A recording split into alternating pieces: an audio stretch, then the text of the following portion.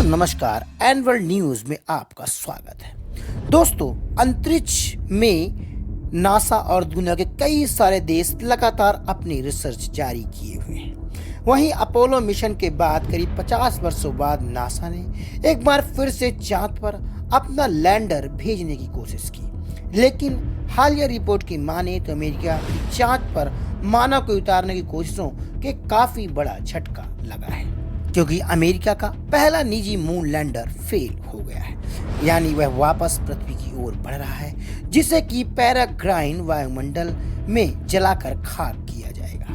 दोस्तों, अमेरिका का यह पहला निजी रॉकेट था जिसे कि चंद्रमा पर मून लैंडर उतारा जाना था।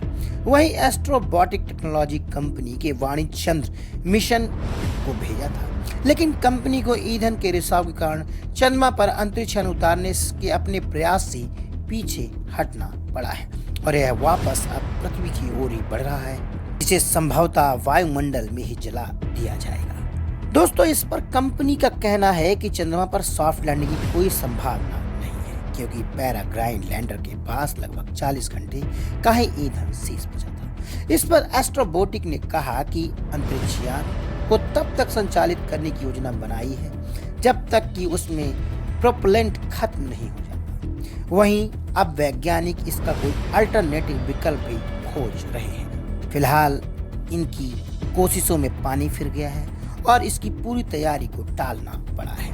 वहीं एस्ट्रोबॉटिक इस साल के अंत में नासा के रोवर को चंद्रमा के दक्षिणी ध्रुव पर ले जाने वाले ग्रिफिन लैंडर के भेजने की तैयारी अब जोर शोर से चालू कर चुका है। इस पर विशेषज्ञों का मानना है कि ये पहले असफल हुए मिशनों की तरह ही चांद पर हाई लैंडिंग कर सकता था। हालांकि अब यह साफ हो गया है कि लैंडर अपने लक्ष्य को हासिल नहीं कर सकेगा।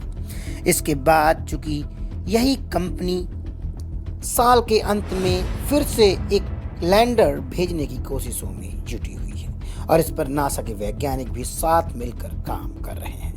यह पहला मौका नहीं था कि जब कोई भी अंतरिक्ष यान चंद्रमा पर नहीं उतर सका। इसके पहले जापान का भी एक मिशन फेल हो गया था, लेकिन भारत का चंद्रयान 3 सफलतापूर्वक चांद के दक्षिणी ध्रुव पर उतरा और समूची मानवता के लिए बड़े गर्व का पल था, क्योंकि चंद्रयान 3 ने काफी अहम जानकारियां चांद को लेकर भेजी है और इस पर वैज्ञानिक अब रिसर्च कर रहे हैं। नमस्कार।